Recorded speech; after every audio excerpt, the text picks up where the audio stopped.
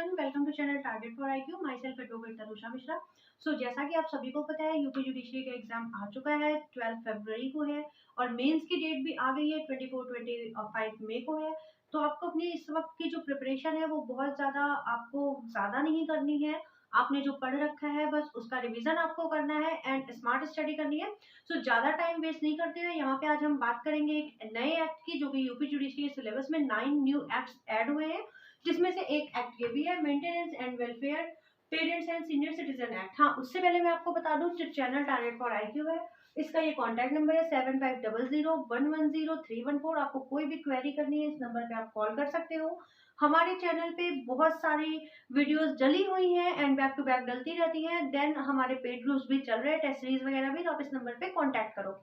सो हाँ, जो इस एक्ट की बात है, maintenance and welfare parents and senior citizen act 2027, तो ये इस एक्ट को हम हिंदी में कहते हैं माता पिता और वरिष्ठ नागरिकों का भरण पोषण तथा कल्याण अधिनियम। अब सबसे पहले आजकल एक ट्रेंडिंग क्वेश्चन आ रहा है, राजस्थान जुडिशरी में तो बहुत आता है कि कौन से नंबर का एक्ट है ये। सो ये एक्ट नंबर 56 है। ठीक है, कौन से नंबर का एक्ट है? एक्ट नंबर 56 है। अब इसमें एक और इम्पोर्टेंट पॉइंट है, पीटी के पॉइंट ऑफ व्यू से देखो, हमें सारे इसमें सेक्शंस नहीं पढ़ने हैं, सारी डेफिनेशंस नहीं पढ़नी है। जो इम्पोर्टेंट डेफिनेशन है, इम्पोर्टेंट प्रोविजन है, मैंने यहाँ पे लिख रखा है। तो मैं आपको बताती हूँ इसमें जो मेन पॉइंट है। आप बेयर एक्ट्स आप सभी के पास होंगे, आई होप। नहीं है तो आप बेयर एक्ट्स ले लीजिए। ये है बेयर एक्ट, पतली सी, मार्केट में अवेलेबल है इजिली, ये आपके प्रैक्टिस में भी काम आएगी आगे। सो जो इसका सेक्शन 1 है, short title extend and commencement, जो भी होता है इसमें क्या होता है कि बच्चे बेसिकली इग्नोर कर देते हैं, यही तो है, शॉर्ट टाइटल एक्ट का नाम है। लेकिन इसमें जो मेन इंपॉर्टेंट पॉइंट है वो सबसेक्शन 2 है, इसका 2, जो कि पीटी पॉइंट ऑफ व्यू से बहुत इंपॉर्टेंट है कि it extend to the whole of India. बिल्कुल कॉमन है, हर एक्ट में होता है। And it applies also it citizens of India outside India. अब यहाँ पे ये क्या बात हो गई, India outside India. Outside India मतलब जैसे कि बहुत सारे पेरेंट्स हैं जो कि इंडिया में रह रहे हैं, उनके बच्चे आउटसाइड ऑफ इंडिया रह रहे हैं, तो वो पेरेंट्स अगर इंडिया से वहां जाते हैं तो जो ये वाला एक्ट है ये उन पे अप्लाई होगा। अब हम बात कर लेते हैं डेफिनेशन क्लॉज की। एंड हाँ, मार्केट में एक बहुत अच्छी बुक आई है, घटना चक्र घटना सार की, वो आप ले लीजिए। उस बुक में सारी चीजें आपको मिल जाएंगी। एंड इंग्लिश मीडियम वालों के लिए परीक्षा मंथन आई है, जिसमें कि सारे एक्ट्स दे रखे हैं, आप उस बुक से पढ़ सकते हैं। और अगर आपको कोई नोट्स वगैरह चाहिए तो मैं आपको प्रोवाइड करवा दूंगी पीडीएफ फॉर्म में, मैं अभी उसी बुक से आपको बता रही हूँ। देन अब सेकंड चीज हमने पढ़ लिया, एक्ट नंबर क्या है ये, 56 है। ठीक है, डेफिनेशन क्लॉज का सबसेक्शन 2 इंपॉर्टेंट है। अब ऑब्जेक्ट क्या है इस एक्ट का? इतने सारे एक्ट बने हुए हैं, तो इस एक्ट का क्या ऑब्जेक्ट है? सबसे पहले हम कोई भी चीज पढ़ते हैं तो उसका ऑब्जेक्ट जानते हैं। आप जुडिशरी की प्रिपरेशन कर रहे हो तो आपका क्या ऑब्जेक्ट है? जज बनना, नेम चाहिए, फेम चाहिए। वैसे इस एक्ट का क्या ऑब्जेक्ट है? सो इस एक्ट का ऑब्जेक्ट है कि जो सीनियर सिटीजन है, जो वृद्ध लोग हैं, जिनके बच्चे उन्हें वृद्धाश्रम छोड़ाते हैं, या जिनका कोई भी नहीं है, जो पेरेंट्स हैं बुढ़े हो गए, बच्चे उन्हें खर्चा नहीं देते हैं, सो उनको प्रोटेक्ट करना, उनको उनके राइट्स को देना, ये है इस एक्ट का ऑब्जेक्ट। एक्ट का ऑब्जेक्ट हमेशा एक्ट के नाम से ही निकलता है। जैसे डोमेस्टिक वायलेंस एक्ट है, इंक्लूड हुआ है इस 9 एक्ट्स में, तो उसका ऑब्जेक्ट क्या है? वुमेन्स को प्रोटेक्ट करना। जुवेनाइल का ऑब्जेक्ट क्या है? जुवेनाइल को प्रोटेक्ट करना। बहुत ही सिंपल है, कभी भी आपसे इंटरव्यू में क्वेश्चन पूछा जाए कि इस एक्ट का ऑब्जेक्ट क्या है, तो एक्ट का ऑब्जेक्ट हमेशा एक्ट के नेम में छुपा होता है। देन अब हम आते हैं अपने टॉपिक पे। सो इंपॉर्टेंट प्रोविजंस इसमें क्या है? सेक्शन 2A किस चीज की बात करता है? चिल्ड्रन की। चिल्ड्रन कौन कौन होंगे? सन, देखो इसमें इंपॉर्टेंट है, son, daughter, grandson and grand daughter, ये इंपॉर्टेंट पार्ट है पीटी का। कौन कौन? सन, डॉटर तो सबको पता होता है, grandson and grand daughter. Then but does not include, ये आपका थर्ड क्वेश्चन है पीटी का। इंक्लूड कौन नहीं होगा इसमें? But does not include minor. ठीक है। देन अब सेकंड जो हमारा डेफिनेशन क्लॉज है, सेक्शन 2B, वो मेंटेनेंस की बात करता है। पहले चिल्ड्रन, फिर मेंटेनेंस। तो मेंटेनेंस में क्या क्या इंक्लूड होगा? Food, clothing, resident and medical treatment. Then उसके बाद हम आ जाते हैं माइनर पे। ये 3 क्लॉज आपको 2A, B, C, CMM, CMM chief metropolitan magistrate के नाम से आप याद कर लो। चिल्ड्रन, मेंटेनेंस, माइनर, उसके बाद CMM के बाद D। ठीक है, मतलब कि 2D में किस चीज की बात हम करते हैं? पेरेंट की। पेरेंट में father, mother. Then 2G relative. अब रिलेटिव कौन है? रिलेटिव यहाँ पे लिखने की जगह नहीं थी, मैंने लिखा नहीं है, आप ध्यान से सुनिएगा और आप एक नोट्स भी बना लीजिए।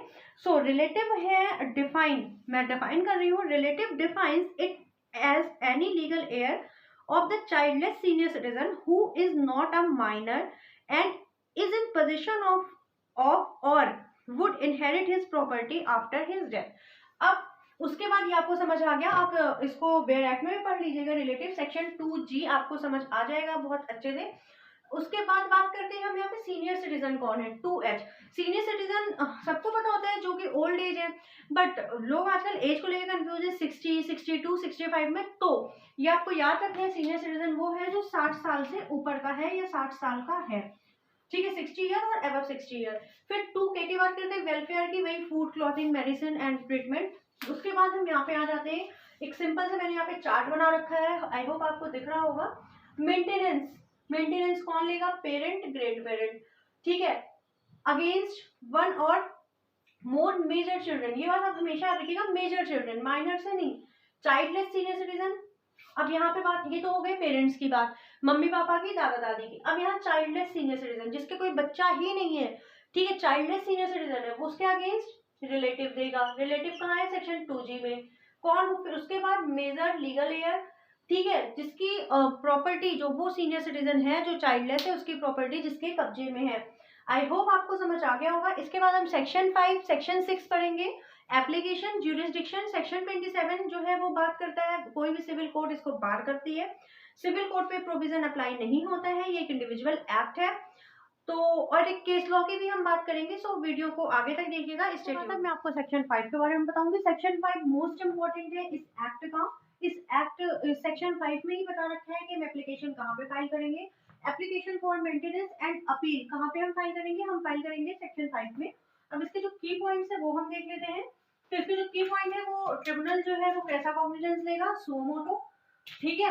एंड सेकंड एंटरिंग मेंटेनेंस की बात है। थर्ड है पीरियड ऑफ 90 डेज। अब पीरियड ऑफ 90 डेज किस चीज की बात करता है, so entering maintenance can also be given during pending of inquiry which must be decided within a period of 90 days। अगर एंटरिंग मेंटेनेंस अलाउ हुआ है तो वो 90 दिन के अंदर दिया जाना चाहिए, जब तक इंक्वायरी पेंडिंग है, जब तक एंटरिंग मेंटेनेंस इस एप्लीकेशन के फाइल होने के 90 डेज बाद अलाउ कर दिया जाएगा। देन अब एक बहुत इंपॉर्टेंट पॉइंट है, अगर कोई ऑर्डर को ब्रीच करता है, ये तो यहाँ पे आप लिख लीजिएगा, एवरी ब्रीच ऑफ ऑर्डर, अगर आपने कोई भी ऑर्डर को ब्रीच किया है तो every breach of order issue a warrant for levying the amount due in the manner provided for levying fines and may sentence such person to imprisonment for a term which may extend to 1 month or until payment if sooner made whichever is earlier. So यहाँ पे किस चीज की बात करता है, अगर आप मेंटेनेंस पे नहीं करते हो, कोई ऑर्डर ब्रीच करते हो, तो वारंट इशू हो जाएंगे, ठीक है। देन अब हम बात करते हैं सेक्शन 6 की, जो भी मोस्ट इंपॉर्टेंट है, ज्यूरिसडिक्शन की। तो ज्यूरिसडिक्शन यहाँ पे क्या कहता है, वेयर ही रिजाइडेड और वेयर चिल्ड्रन और रिलेटिव रिजाइड्स। अब केस हम कहाँ पे फाइल करेंगे, जहाँ पे वो रहा था, जहाँ पे वो रह रहा है, या जहाँ पे वो लास्ट टाइम रहा था, या फिर जहाँ उसके बच्चे रह रहे हैं या रिलेटिव रह रहे हैं। इसमें एक चीज और है, ये जो एक्ट है, ये जो बाहर रहते हैं इंडियंस, उन पे भी अप्लाई होगा। जैसे कि मान लो कि ये है ए है, इनके बच्चा जो है वो बी है, ये लंदन रह रहा है, तो वो उस पर ये एक्ट अप्लाई होगा। अब जो मैं आपसे केस लॉ की बात कर रही थी, जो कि बहुत ही इंपॉर्टेंट केस लॉ है, तो वो केस लॉ है S Vinitha versus deputy commissioner, AIR 2021, so SC 177। क्या है कि S Vanitha versus deputy commissioner, AIR 2021, SC 177। देखो ये जो केस है ना, ये बहुत इंपॉर्टेंट मैं इसलिए कह रही हूँ, अभी रिसेंटली आया है 2021 में। सुप्रीम कोर्ट ने इसमें एक बहुत अच्छी बात कही है, ये कही है सुप्रीम कोर्ट ने कि इस एक्ट का मतलब ये नहीं है कि आप अपनी डॉटर इन लॉ को, इस एक्ट का, सुप्रीम कोर्ट ने इस केस में एक बात कही है कि इस एक्ट का ये मतलब बिल्कुल भी नहीं है कि आप अपनी डॉटर इन लॉ को घर से बाहर निकाल सको। आपके पास ऐसा पावर बिल्कुल भी नहीं है कि आप एप्लीकेशन दे दोगे मेरी डॉटर इन लॉ मुझे परेशान कर रही है और उसे घर से बाहर निकाल दो, नहीं। जो डॉटर इन लॉ का राइट है, जो डॉटर इन लॉ के राइट्स है डोमेस्टिक वायलेंस एक्ट में, वो इस पे प्रिवेल करेंगे, ठीक है। और एक बहुत ही इम्पॉर्टेंट है सेक्शन 27, वो मैं आपको बता देती हूँ। सेक्शन 27 बात करते हैं, मैंने आपको बताया था, S Vanitha versus the deputy commissioner, ठीक है, AIR 2021, सुप्रीम कोर्ट 177। अब इस केस में सुप्रीम कोर्ट ने क्या बोला है? इस केस में सुप्रीम कोर्ट ने बोला है provision of maintenance and welfare of parents and senior citizen act 2007 can not be, ये इंपॉर्टेंट लाइन है, मैंने यहाँ पे लिख दी है, can not be invoked by in laws to evict their daughter in law. मतलब कि इस एक्ट का ये मतलब बिल्कुल भी नहीं है कि आप अपनी डॉटर इन लॉ को अपने घर से निकाल सकते हैं, जो कि उसको डोमेस्टिक वायलेंस एक्ट में जो राइट मिले हुए, राइट टू रेजिडेंस मिला हुआ है डोमेस्टिक वायलेंस एक्ट में, जो कि शेयर हाउस होल्ड है, जहाँ पे रहना उसका अधिकार है आपकी बहू का, तो आप अपनी बहू को अपने घर से नहीं निकाल सकते, इस एक्ट का दुरुपयोग नहीं कर सकते। ठीक है, देन एक मैंने अभी आपको बताया था सेक्शन 27 जो बहुत इंपॉर्टेंट है, barring of jurisdiction of civil court. ये क्वेश्चन जरूर आएगा पीटी में कि barring of jurisdiction of civil court कहाँ दे रखा है, तो सेक्शन 27 में दे रखा है। Section 27 provides that no civil court shall have jurisdiction.